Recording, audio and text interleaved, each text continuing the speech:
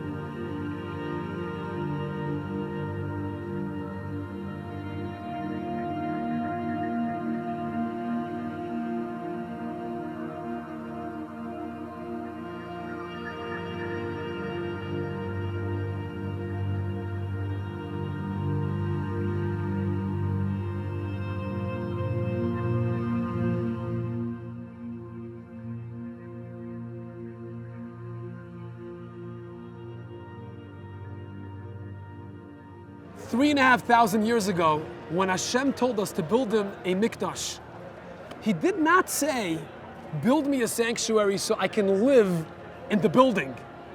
God doesn't need a physical structure to live in. He's God. What Hashem wanted was for us to make a space in our hearts and minds and invite him into our lives so that we can have godliness shine through us. What stood over here so long ago was only a testimony to that deep connection that existed between us and Hashem. As soon as that inner space was contaminated by hatred, jealousy, indifference, and apathy towards one another, the Beis HaMikdash was destroyed. This Tisha B'Av, as we reflect and contemplate Golus and Geula, what we have to think about is how to rebuild this structure. And that involves loving one another, helping each other reconnect with HaKadosh Baruch Hu. And there's no greater example than Rav Meir Shuster. Rav Meir stood right here at the Makom HaMikdash for almost his entire adult life, looking out for people, for wandering neshamas, and try to bring them closer to Hashem. That was the epitome of Avas Yisrael, caring about another Jew. When we talk about Rav Meir Shuster and we try to describe who he was, it becomes glaringly obvious that it makes no sense how this person single-handedly inspired an entire generation to tshuva. Rav Meir grew up in Wisconsin in the 1950s. He attended public school until he was 11 years old, after which his parents sent him to the local Jewish day school that was run at the time by Rabbi Dr. Abraham J. Twersky. Rabbi Twersky sent him to yeshiva 2 years later, and Rav Meir went to Ner Yisrael in 1960. If you were to walk into Yeshivas Ner Yisrael in 1960, and you were to look around the Beis Medrash, and you had to guess who is going to end up impacting an entire generation of Balei Tshuva, your last guess would be the shy, soft-spoken, quiet, reserved kid sitting and learning in the back of the Beis HaMedrash. How did this man, who didn't have the personality or the background, inspire and change so many thousands of people to tshuva? I met Rabbi Meir Tzvi Shuster in 1966. I went to Ner Yisrael from 1964 to 1968. Meir Tzvi was one who encouraged me to come to Ner Yisrael in Baltimore, and he was my vecker. In the morning, about 7 o'clock, he would be going from room to room in his robe, and it was like, come on, Shlomi, get up, Shlomi, get up. And he was. I tell you, he was an Oved Hashem. It was like, that was his mahus. He had a special neshama, that's for sure. I mean, his neshama was whoever who needed help, he helped. And he did it in a very adel way, a very gentle way. He couldn't talk. He was shy. Mayor Schuster is going to go up to complete strangers and then talk them into going to yeshiva or spending. I would say it's impossible. He was so naturally an introvert. When you saw him daven, you wanted to be a part of that. The way he looked up, he was speaking to Hashem. And maybe I have some misgivings. If I could have maybe listened in a little bit, maybe I could have asked, Reb Meir, what were you asking Kodesh Baruch Hu for? I think I probably would have heard that Hashem is my best friend, and I'm getting reacquainted. I'm sharing my life with him. He's sharing his essence with me. And when you saw him daven, you wanted to be a part of that. And I felt, I was touched by just watching him daven. I became a different person because I saw Reb Meir daven.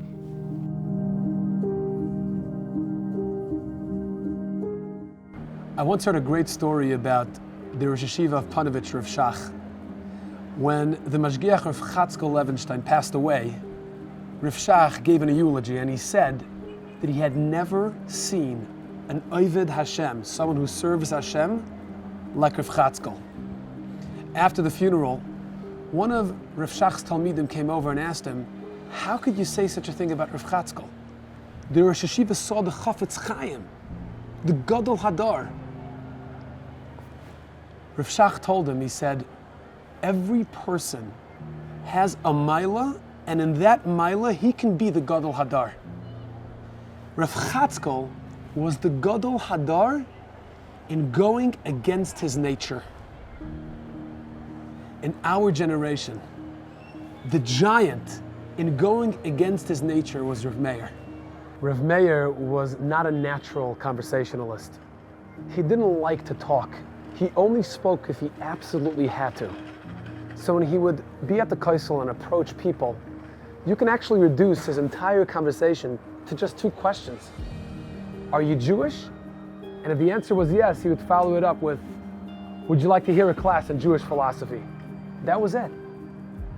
And you sort of wonder to yourself, like, how could somebody convince someone else to take a class, bring him to yeshiva, go to Eish, or Sameach, Nevei, with 2 questions?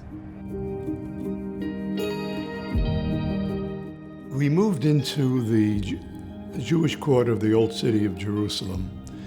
I went down and went looking for a man who I only knew by description. And there I saw this tall, lanky man wearing a black suit and a black hat, and bearded.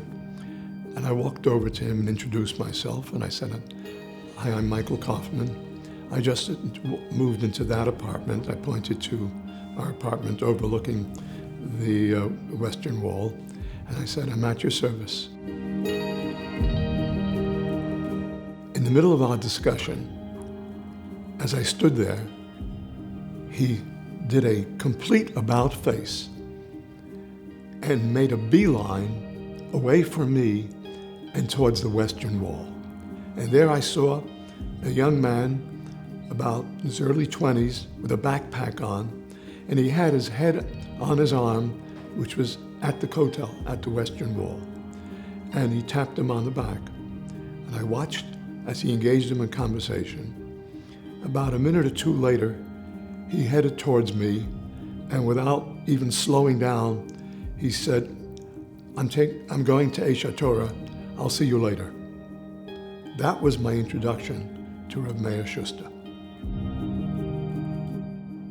Can you imagine a person like this, who is as shy as can possibly be, going up to a withered young college man or woman, and getting that person, persuading that person to change his direction in life and becoming a religious Jew.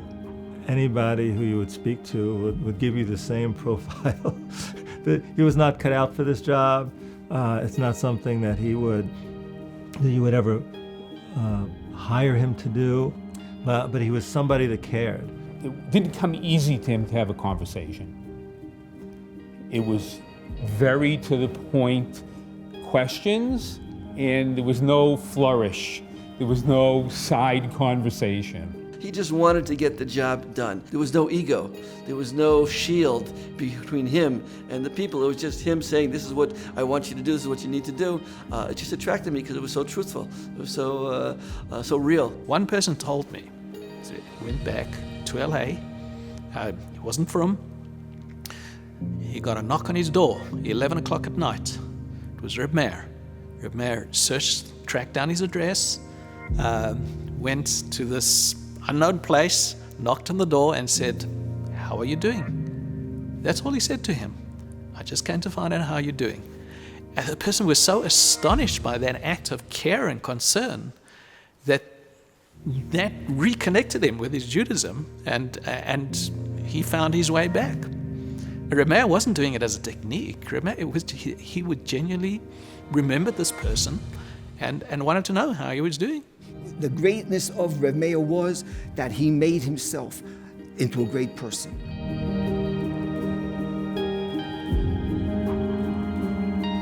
My family and I were truly blessed, had the zchus of becoming closer to Reb Meir Schuster, as having stayed here with us for approximately 1 week every year for almost 20 years. I was walking with him to shul one Shabbos morning, and I said to him, I said, I don't even know what we're supposed to do. I don't even know what we're doing here. And he stopped, and he never stops.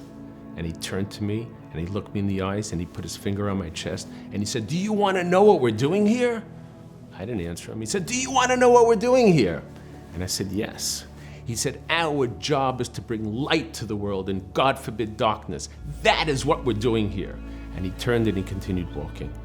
And I said to myself, for the first time I understood who he was. He was on a mission. He was driven. He was driven to relight the flame of every neshama that was in jeopardy or possibly could be lost. He was going to spread as much Torah and light to the world as possible.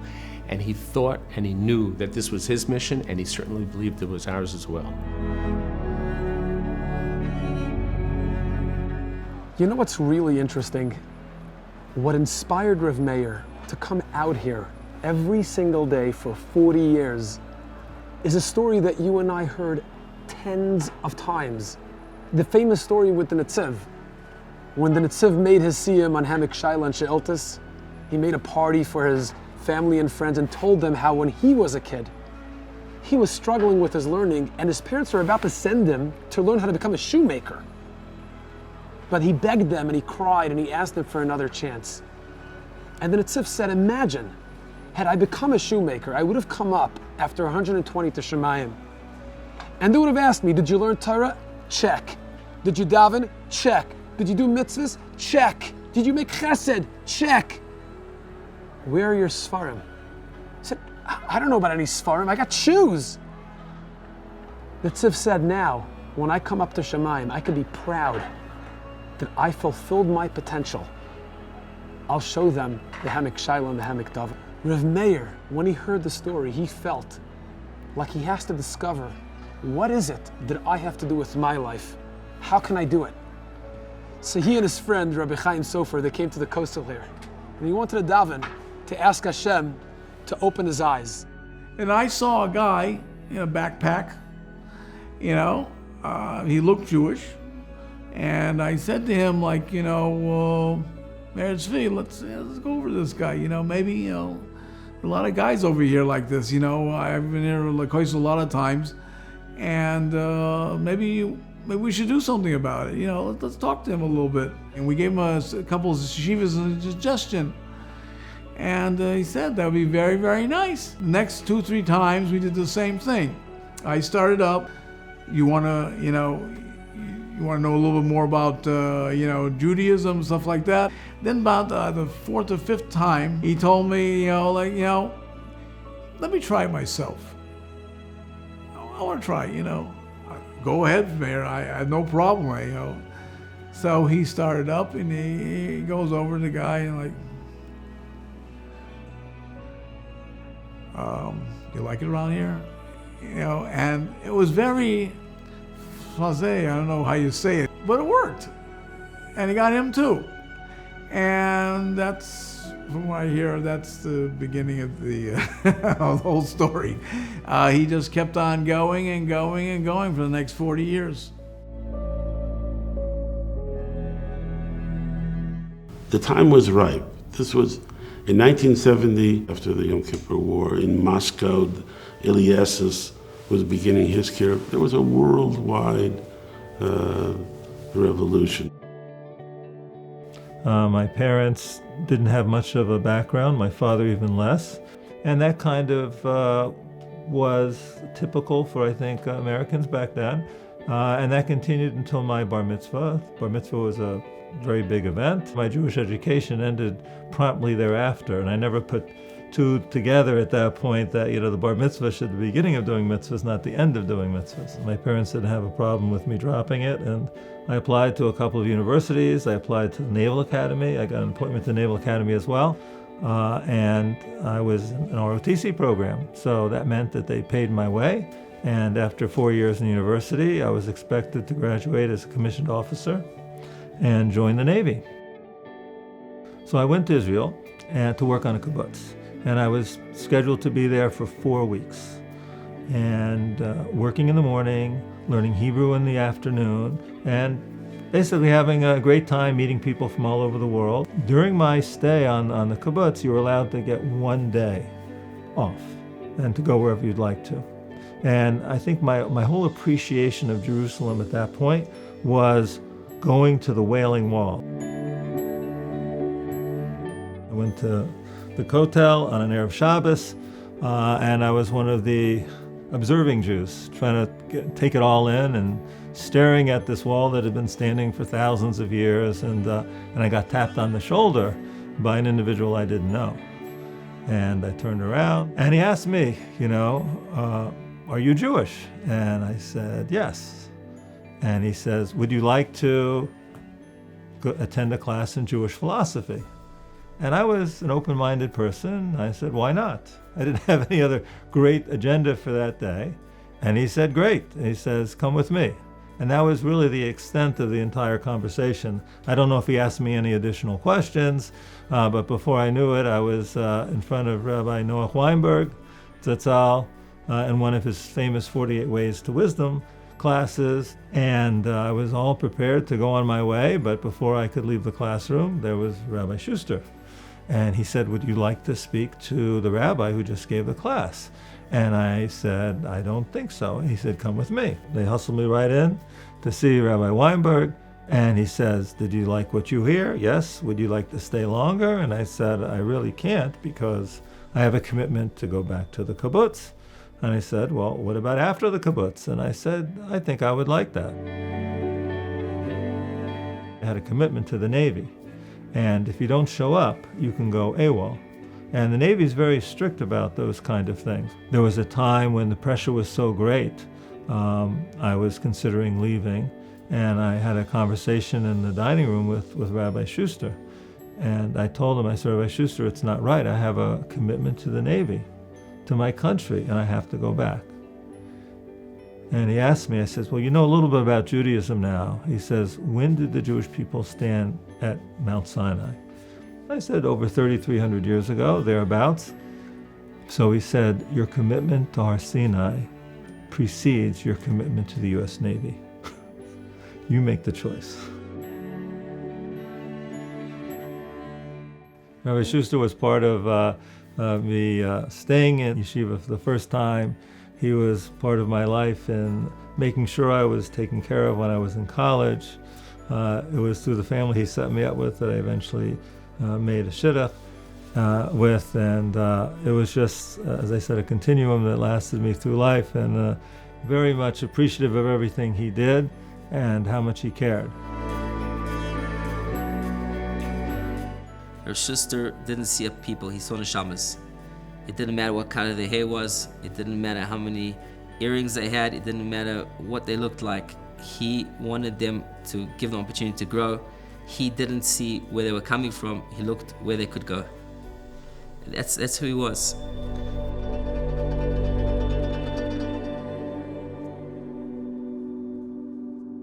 When we started filming for the documentary, I had no idea how much of an impact Rav Meir Shuster had on the world, on the Jewish world. When I started reviewing the filming and the footage and the interviews, I saw that my kid's principal, Rabbi Shlomo Goldberg, was one of the people that was tapped on the shoulder by Rav Meir. And that blew me away, because that means I was indirectly affected by Rav Meir Shuster. I grew up born in the Bronx, moved to New Rochelle, New York when I was a baby. Lived there till I was about 11 or 12 years old when my family moved to El Paso, Texas. And got bar mitzvahed, in the Reform Temple. We had to ask to be allowed to wear a yarmulke. My parents wanted me to wear a yarmulke when I was bar mitzvahed, but in the Reform Temple you weren't allowed. I lived there until I went off to college in those years. Went to a small college in North Central Texas, just north of Dallas, between Dallas and the Oklahoma border, called Austin College. So that I was a political science major.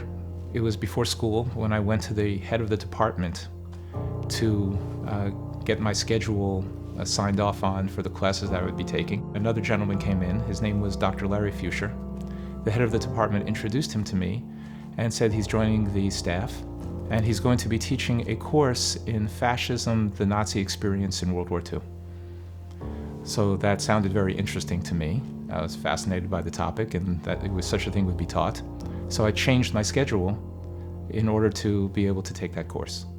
And then that year, in the month of January, the professors could teach any course that they wanted to, and it was for a month. And his course was a trip to Israel. So when I heard about that opportunity, I grabbed it. There were a group of, 14 or 15 of us. There was one other Jewish person in the group, a young man named Bennett. I don't remember his last name. And Larry took us on this trip to Israel. We arrived in Israel. We were actually staying in hotels in the Arab section of the old city because they were less expensive. And I remember that when I saw the Kotel, there's no reason why I should have any connection to it. I didn't know what it was. I didn't know what it represented. But when I saw it and I was there, I was really overcome with emotion.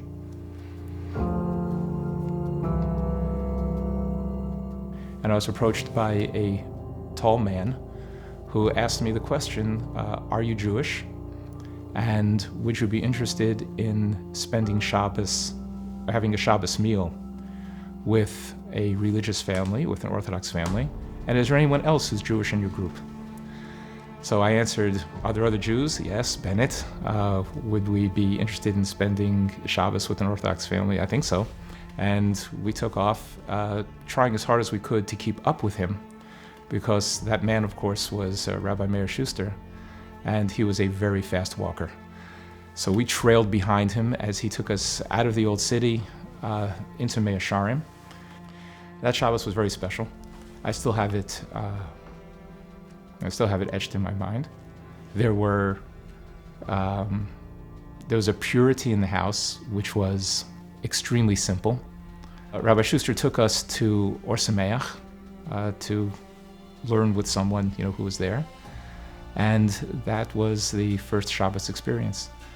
I decided to wear a yarmulke, when I was on the trip, because I felt very special being Jewish. But there was something that was awakened within me in terms of a desire to be Jewish, and that stuck with me even when I returned. I had thought about coming back, like I said when I had left, that I would be back. I didn't know when, I didn't know how, but I appreciated the fact that Rabbi Shuster wanted me to come back and that he would work things out if I ever did. When I got there, and it was again a Friday night, so there I was at the wall, and a tall gentleman tapped me on the shoulder. I turned around and he said to me, Steve from Texas, right? And that was amazing that he remembered me. He said, is Bennett with you? I said, no, Bennett's not with me. I'm in a different group. I'm on an Ulpan. He says, you decided to go to an Ulpan on a kibbutz? I wish you'd have come to yeshiva. So I said, well, this is what I started and what I decided for now. And he said, are you interested in spending Shabbos with the family? I said, well, that's actually one of the reasons that I came down to the wall. I'm happy you found me. And I set back out following Rabbi Schuster to the same family, to the Feinhandlers, who accepted me back like I was a long-lost cousin.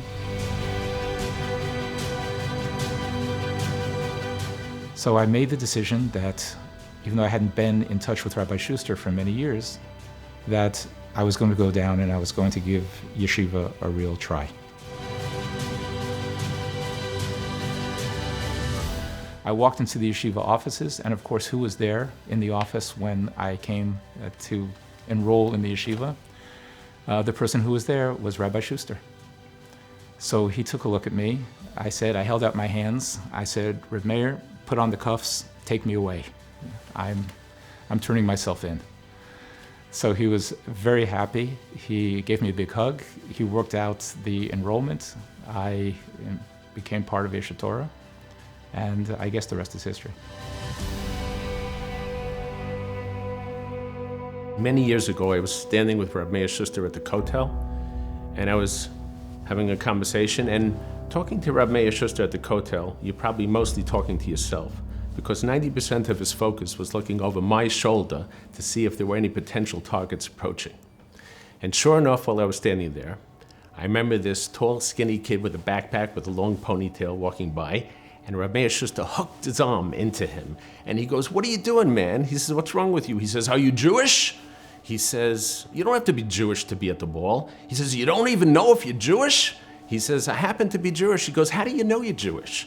He says, because my parents are Jewish. He said, really? He turns with him and he says, tell me about your parents. And he starts walking off. He says, I was walking with him, I was talking to him, and I said, by the way, where are you staying? He says, I'm staying in the Christian Quarter. He says, you can't stay in the Christian Quarter, you're Jewish, you gotta stay in the Jewish Quarter. So he says, I'm perfectly comfortable there, I don't wanna move, I'm happy there. He says, and I spoke to him and I talked to him and there was nothing I could do. He said, so yesterday morning I was on my way to Minyan, probably in 8 in the morning. He says, I realized I was 20 minutes early. So I said, you know what? I'm gonna go by where the hostel where this kid is staying, and I'm gonna lean against the wall and say something to Hillel. He says, can you believe it? 5 minutes later, he walks out. And I grab him by the arm and I said, you need to stay in the Jewish Quarter, you're Jewish, you don't understand it. He goes, Rabbi, are you crazy? Have you been waiting here all night? What's wrong with you? And he said, okay, take me where you want me to stay tonight. I'm happy to stay in the Jewish Quarter. He says, and Baruch Hashem, he's staying at the Heritage House and I have him booked at his first class at Aish HaTorah tomorrow morning. I said, the reason that happened is because he cared. He really cared. And I think God didn't want to disappoint Reb Meir Schuster, I really do. I came from this home that was very Zionistic and loved Israel and Jewish, seders. And my husband came from more assimilated, and they didn't really do all that. I was just brought up very reform. Went to university, met someone who became my wife. I was on the kibbutz. I had a lump, and I did get it checked out, and it really was a serious life-threatening illness. And when I was in complete remission, which was miracle, wonderful miracle thing. So then began my process of, okay, how do I say thank you? As I became more interested in Judaism, and David wasn't, it was a very difficult process that I wouldn't wish on anybody. I read The Source, the book The Source. Said, wow, I should just go to Israel. I heard it's, there's a kibbutz, you can work on a kibbutz. So I went to Israel. He left the kibbutz to go to Jerusalem. And then he's at Damascus Gate. And then I heard, someone running up behind me. I turn around and I see this person, this guy in a scraggly beard and a hat, coming up behind me. I just kept going, and then I felt the tap on the shoulder, and I turned around and says, do you have the time? So I said, yeah. What the time was, are you Jewish? I said, yeah, I'm Jewish. Would you like to sit in a class in Jewish philosophy? I said, Well, I'm going to this free tour at the Israel Museum, and I really don't want to miss it. He said, no, you won't miss it. You won't miss it. But, you could go to a class in Jewish philosophy if that interests you. I said, yeah, that sounds good. And my husband went, and he loved it. And he was there for 3 weeks taking classes that it was just like, because the one thing that my journey was very spiritual and heart. And my husband was very, rational. So my believing in God, he was rational. And then here was at Aish Torah, they had classes that were intellectual. Rabbi Schuster was the angel that answered, I was davening for Hashem to, I guess Hashem to tap my husband on the shoulder, and it was Rabbi Meir Schuster who he sent.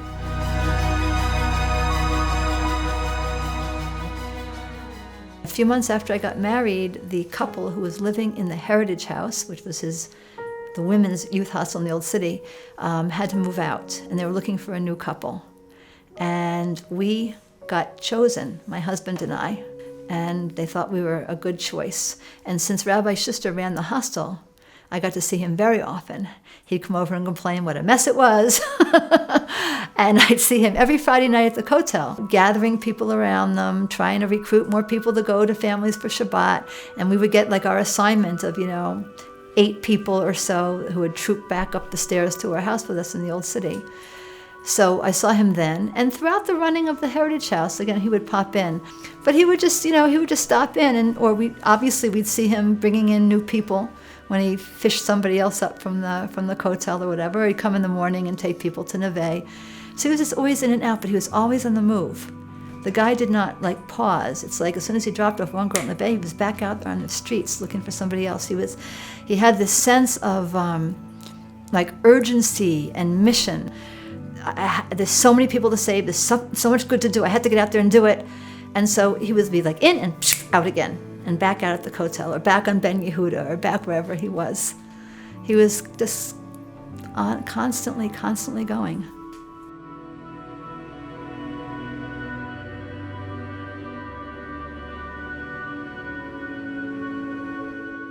I grew up in a little town called Willimantic, Connecticut, which has about 15,000 people, about 100 Jewish families in the whole area.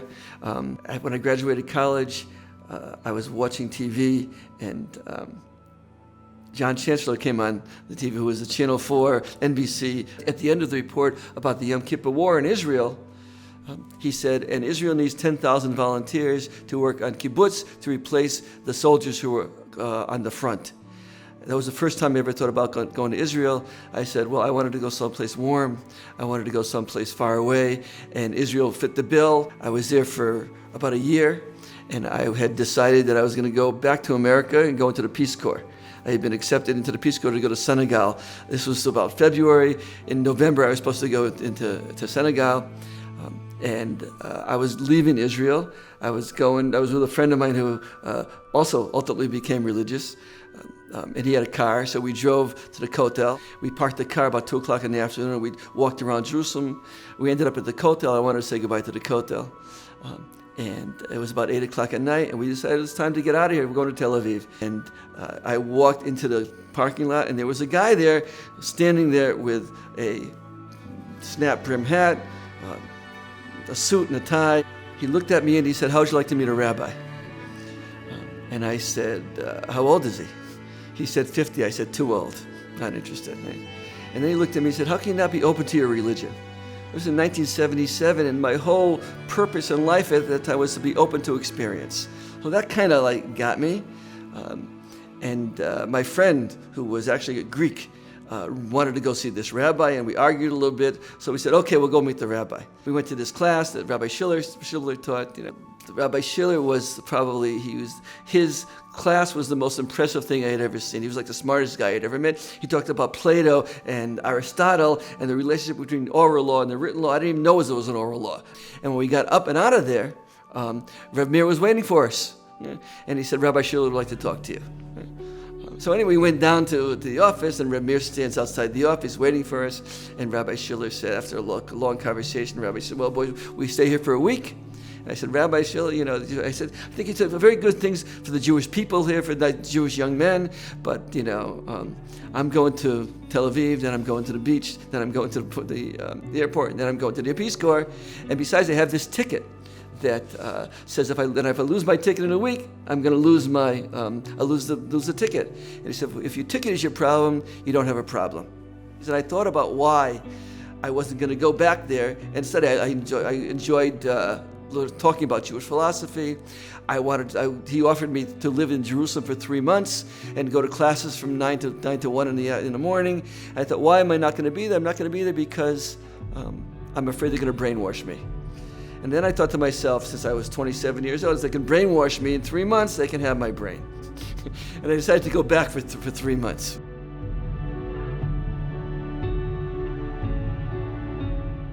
And, you know, I have tremendous hakaras hatov because my entire life and lifestyle is a result of this guy who I would probably never have been friends with, who would never have hung out with in high school, who was there every day, was simply the most persistent guy that you could imagine. Mrs. Schuster, in fact, when my first child was born, Mrs. Schuster knitted a sweater for him, which we still have, which all of my kids wore, and which is a prized possession. I mean, now I'm thinking about it, but that we haven't brought it out, but now that I have grandchildren, it occurs to me now that we're going to use it for the grandchildren. I think that, you know, there's thousands of people like that who are out there who did more Judaism-wise because they met him and they ended up studying a little bit, and I think that was his purpose. I keep on, to this day, bumping into people. And I'm always fascinated whenever I hear that somebody's a Baal Tshuva. I always ask them for their story. And the amount of people who tell me, to this day, new people that I'm meeting for the first time, that their experience began with Reb Meir picking them up, continues to astonish. I grew up in a traditional Jewish family that wasn't particularly observant, but respectful of all the holidays. I got sent to Hebrew day school, but I didn't go so much. And I just started getting this feeling of, I gotta see the world before I go and lock myself in med school. So I got turned on to the idea, bought a 3-month Yorel pass. And I was in Greece, and I remember, looked at a map, and I saw how close Israel was to Greece. And I'm gonna go to Jerusalem. I headed to the Kotel. I'm going down to the Kotel, to the wall, and this tall figure in one of those black hats approaches me, and he looks at me, and he says, "Are you Jewish?" Really straight, really direct. He basically said, "You're kind of wasting time. What are you doing? It's not productive. You know, maybe you should go to Neve, go for a few months, you know, maybe go for a year, go through the cycle of the Yom Tovim, of all the holidays, get a solid foundation. You know, you're just squandering time." So I told him, okay, I'll go for a month. 6 months. I said, 6 months? No way. 2 months. And he said, 3 months. And looked up at him. "I'll go 3 months if you give me that hat." He said, "Deal. Get in the car now." So he took me to Neve. I stayed 3 months. And at the end of 3 months, I saw him, you know, perhaps in the old city. I said, "You know what today is?" He said, "No, what?" I said, "It's 3 months.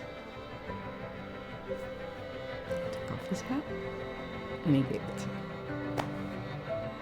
So that's how I stayed in Neve for 3 months. That hat was on top of all those tefillot, all that learning, all of those connecting with young people, all the walking back and forth in the sun or the rain at the Kotel. That hat was on the holy head of Rabbi Meir Schuster. And maybe he got refused when he approached people in it. Or maybe he had the simcha of somebody like me who came back to Yerushalayim in the old city after a number of years with a little kid, with tzitzis on, like I did, and give him nachas, like this is your grandson, with the kippah and yeshiva katana, you did this. You saved me, you saved him. So that hat is symbolic of the transition. So yeah, that hat is really special, and I feel really honored to have it.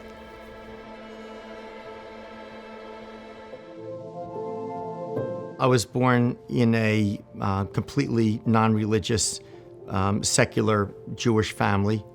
Religious Judaism was something I just never heard of, never knew of.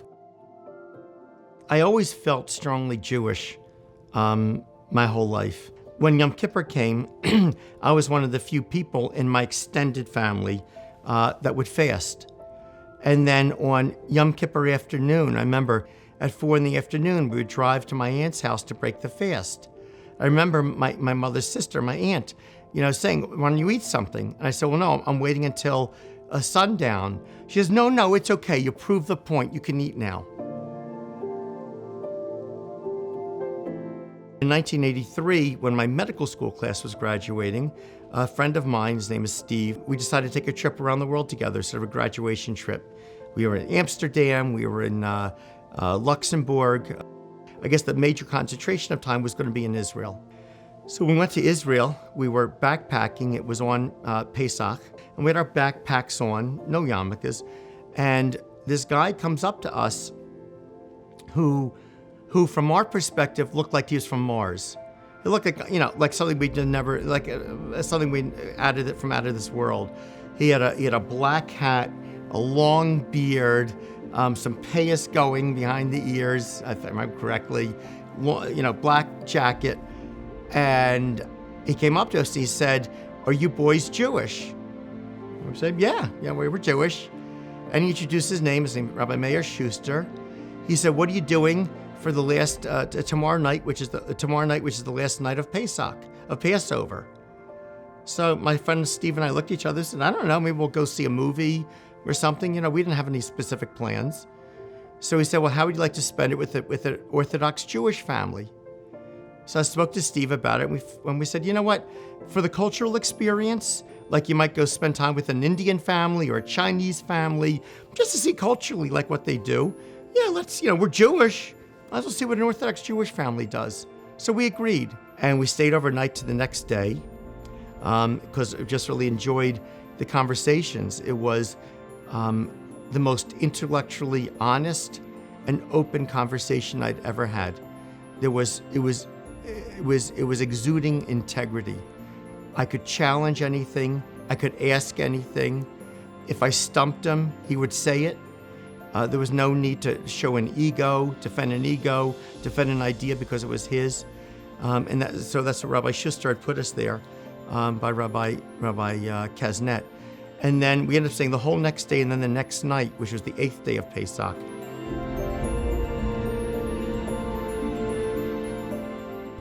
We left wearing yarmulkes, and I made a commitment at that point based on the intellectual integrity that I'd seen in Rabbi Kaznet's home and the Kedusha, not that I could have put a word to it at that point, that I would start keeping kosher from that point forward. And that was our first exposure to Rabbi Schuster. I once asked Rabbi Meir Schuster, how many people did you approach? How many people do you think you sent to the yeshivas? And he was very hesitant to answer me. And he said, I don't know. I said, you have to have some type of idea. I said, do you have a number? He says, more than 5,000. That's the first thing he ever said to me. And I'm sure it may have been a lot more.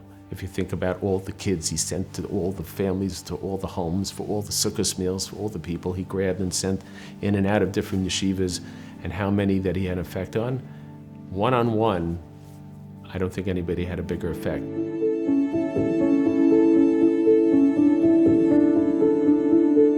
I grew up in Toronto, one of 4 kids, and I didn't go to Jewish schools. I went to public school. I always say, my brother's bar mitzvahs were more bar than mitzvah, and we were Jewish. But really, my social circle my decisions in life really didn't have Judaism as a factor in terms of, where I was if I was going to go left or right, that being Jewish really wasn't a factor in that. So I went off to college and I was studying communications, and my sister, my younger sister, she got Jewishly involved, and she went off to Israel for a year and became very observant. And she came back, and I had just won a Christmas commercial for, I was starting working in radio, and I won a national award for a Christmas commercial that I wrote. I always say that my Jewish journey began with a Christmas commercial, because after I won that national award, I decided, not married, don't have a mortgage, don't have kids, this is my time. So I got a backpack and decided to go off traveling through Europe. And before I left, so I said to my sister, let's spend time together before I leave. Let's go for lunch or something. She goes, well, why don't you spend Shabbos with me? So off I went for my first Shabbos experience, which was not exactly the most pleasant experience I had. I really felt very claustrophobic, and I really couldn't wait to get out of there. On Friday night, she had stacked the table with all these different rabbis. There was a whole Shabbaton going on. And I remember asking questions, not because I wanted any answers, but because I had A for attitude. So after lunch, I said to my sister, I'm leaving. And she says, but Shabbos is not over yet. I go, but this is nice for you, not for me. She goes, but. I go, nice for you, not for me. And, because I hadn't planned to go to Israel, so I was looking for a cheap hostel, and I saw, and I found one, and it ended up being an Arab hostel in the old city. And it was a scary place. So we're standing there, it's at night, it's raining, we're at this scary Arab hostel, and I was just like, okay, you know what, let's just check in and let's go see the wall. Let's go to the wall. I remember turning the corner and coming out to the Western Wall Plaza. There was nobody there because it was at night and it was pouring rain. And as we got closer and closer, the wall was all lit up. It was very magical. And I saw there was one man standing there. He was one of the rabbis at that Shabbos table that my sister dragged me to all those months before back in Toronto. So I went up to him and I said, hi, remember me? My name is Laurie, my sister, I was at this rabbi's house. And he goes, oh yeah, I remember you. Like, where are you staying? I said, I'm staying at this scary Arab hostel. How would you like to stay in an apartment with two Jewish girls? And they were attached to a school called Neve Yerushalayim. And my sister had gone to that a year before. And you know what? At that point, I'm cold, I'm wet, and I'm afraid to go back to that hostel. He drove in the middle of the night to this place that was when Neve was in Bay Vegan. These two terrific girls, I think, who worked at Neve, opened up their apartment to us, gave us the guest room, gave us keys, and just said, come and go as you please. I ended up in one class. I went to one class just to make them happy at this school, and I was pretty blown away. I thought my sister went to this Mickey Mouse school where they learned how to be good Jewish mothers and make fluffy matzo balls. But I was very challenged, very intellectually and spiritually challenged. When I think about it, I think about Rabbi Schuster. Like, why was he standing there? There was nobody there. I'm telling you, there was nobody there. It was pouring rain. I can imagine going there when it's like, there's a lot of people there. It's Friday night. There are thousands of Jews, a lot of backpackers. I guess it was worth it just for one. Just for one.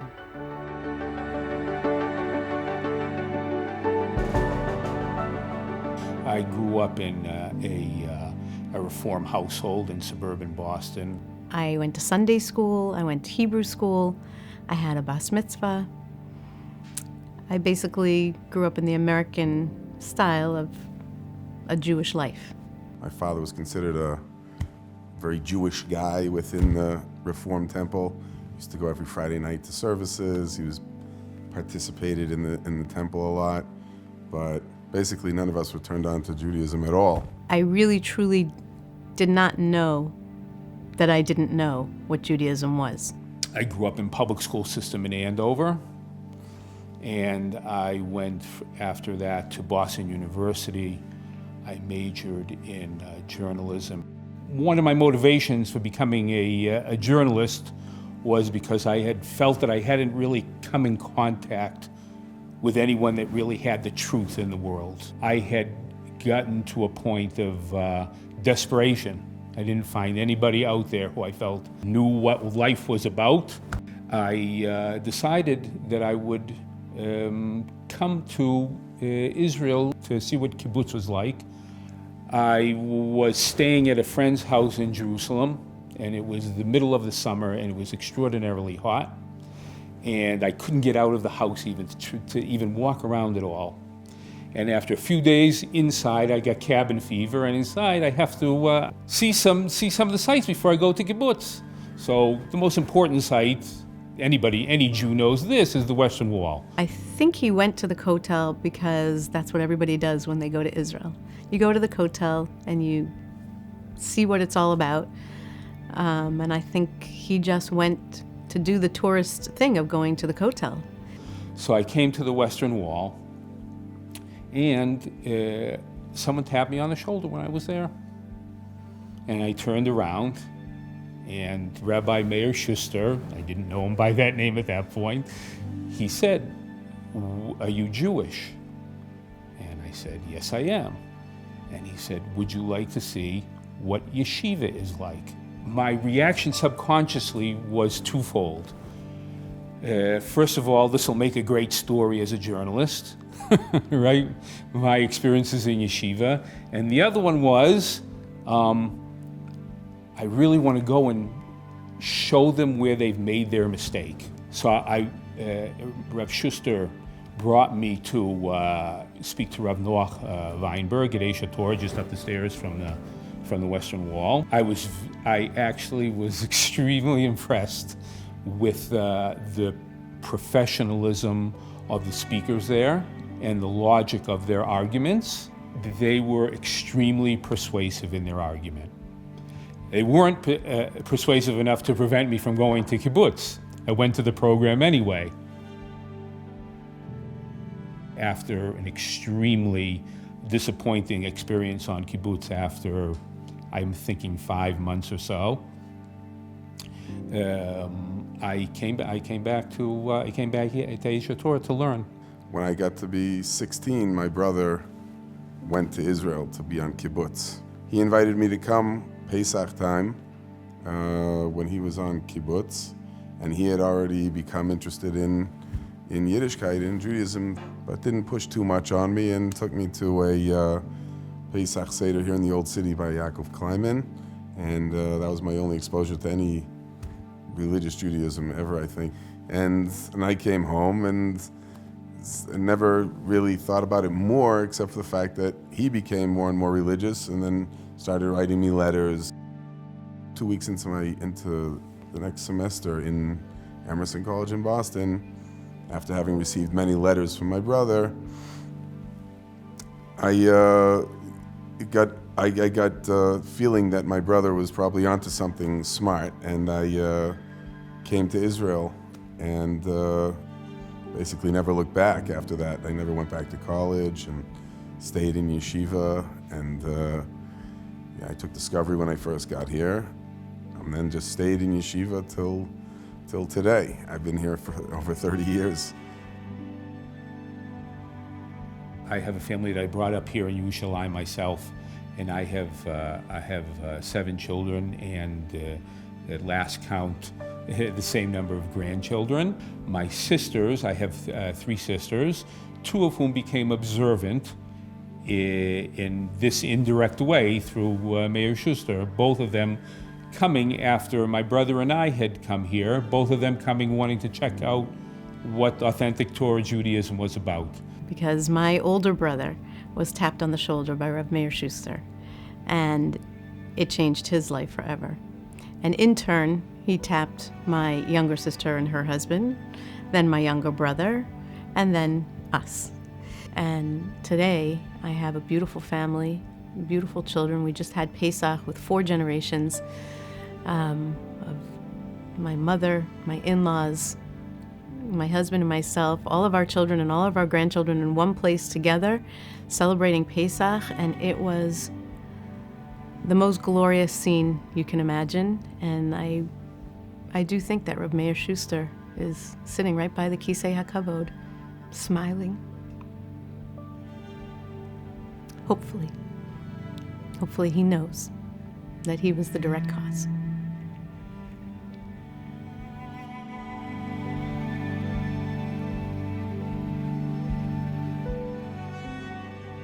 So how did Rav Meir manage to convince thousands and thousands of people to just follow him blindly to yeshivas, seminaries, and classes with just a few words? You see, it's not about the words we say as much as who we are and how we come across to other people. Rav Meir was, in one word, real. He was authentic. He sincerely and really cared and loved every single Jew, and that came through in the few words that he spoke. Rabbi Schuster was maybe the ultimate salesman, the ultimate man to go out and find the clients, find the customers, and just to get them just to take a little taste of Yiddishkeit. And I think he knew and trusted that once they got a taste of what was real, they would see a difference. If Reb Meir can make his contribution, being basically meeting people, given his personality, which was really very shy and introverted, right? Then any of us can do something for Klal Yisrael that we don't think that we can do. I'll tell you what Rabbi Shiller once told me. Years ago, I was very close to Rabbi Shiller, and from Or Sameach, the head of Or Sameach, and Rabbi Shiller told me at one point, he said that I would say that at least half the yeshiva came from Meir Schuster. And I heard the same thing from Rabbi Refson from the Vei Yerushalayim. He said at least half his yeshiva would be girls that he picked up. Meir lost a child many years ago. He sent a shaila to Rebbe Yashiv, who was the Pesach, the Gaon of Eretz Yisrael, and he sent a shaila to him, asked somebody to go ask a shaila if he has to sit shiva or not, because he says it's Hatzolas Nefoshes, and every minute I'm away from the Kaisel or away from doing my work, Avodas HaKodesh, so we're losing people, losing kids, so I'm mechuyev to sit shiva. Rav Elyashiv paskined that he has to sit shiva, but Rav Elyashiv was so impressed by the deep sense of achrayus that Rav Meir had for Klal Yisrael. He was so impressed by the care and the love that Rav Meir had for every Jew that he decided to take out of his precious time and come be Menachem Ovel Rav Meir. If Rav Elyashiv could take out of his time to go meet Rav Meir, all of us today on Tisha B'Av can take out of our time and meet Rav Meir, get to know who he was, where he came from, and what he accomplished. Hashem said about Avraham Avinu, Avraham Avinu loves me so much that I know that love will translate itself into the teaching of Torah and mitzvahs to his children. When somebody is passionate and goes out and teaches Torah and brings people closer to Hashem, that is a reflection of how close that person is to HaKadosh Baruch Hu.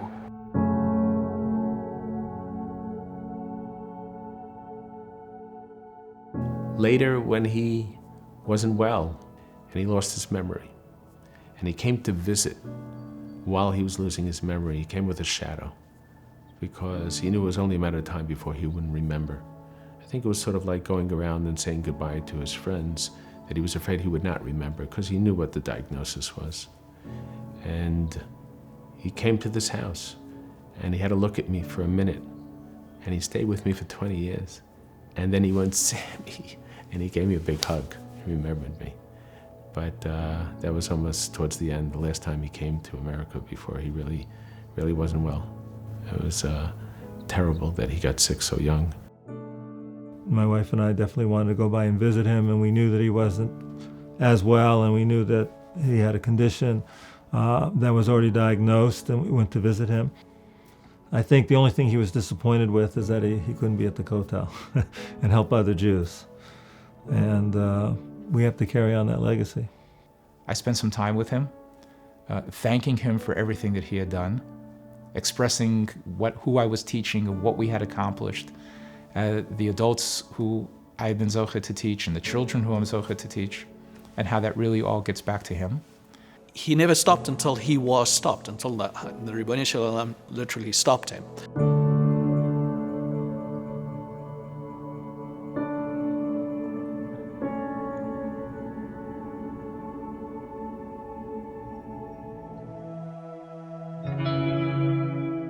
It was just a tremendous, deep nachas that he felt seeing me here, living in Lakewood, from wife, from children, member of a From community, contributing to the Jewish people in so many ways. He felt a deep nachas, and it gave me pleasure to see how much pleasure this man who never wanted anything for himself was able to receive and to enjoy from the fruits of his labor, which was the life that I was now living. There was a time, after we were married and when we had children, when we had, 7 or 8 of them, that we went to visit the Schusters. So we went and we brought all the kids, said, these are your grandchildren, and they loved it. They were, Rebbetzin Schuster, they were just melting, because we were like, this is it. We have so much gratitude to you.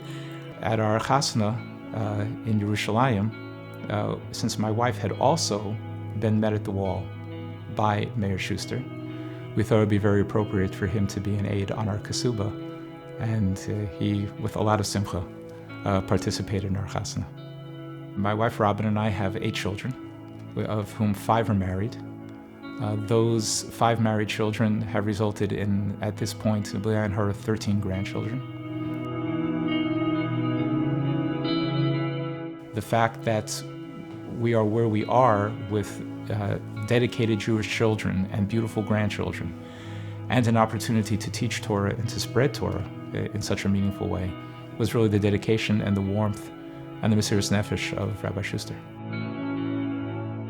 When I came back to Israel in 1996, my oldest son was 9. I had a 7-year-old and a 6-year-old. And when I would go to the Kotel and see Reb Meir, I would bring him, because Reb Meir would daven for the Yom, he would daven and lead the service, and I would bring them in front of him. And they would stand there and I would say, this is how you daven. I want you to see the guy who may be religious, the guy who you're here in Israel because of, and I want you to watch the way that he davens. Because again, it was this complete dedication. Each of us shouldn't underestimate the impact we have on another person by just caring and sharing something that you deeply believe in. There are ways in which people touch you to help you come and become much greater than you thought you ever could become. And I think Rabbi Meir was one of those people who helped me see that. And all of us need to realize that we have plenty of assets available to us to touch the lives of other Jews. And Rabbi Meir certainly is mechayev us, because he taught us that you just have to care. And if you don't care enough, then that's something that we have to work on, and that we can use him as an example.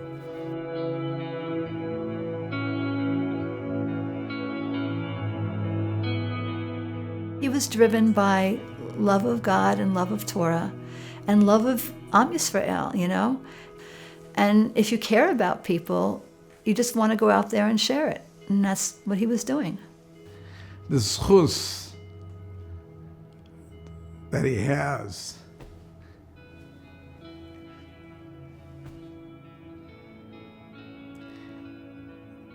is a single person in his generation. Yochid B'Doro. When I just look at him, you stand in awe of a man like this, what he could accomplish. Could you? And I always thought to myself, could you imagine if you had such a passion, you also have other things going with it?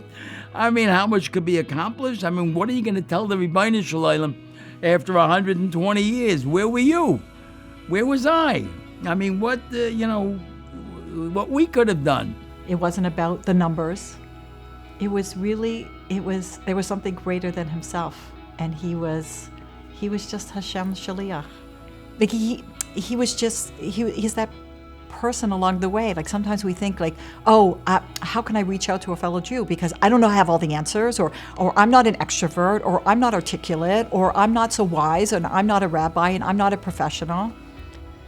You just have to be somebody who says, you want to stay with somebody, you want to have a Shabbos experience with somebody, you want to meet a wise man, all the things that he would do. He was just the connector. You don't have to be the person who takes a person from beginning to end.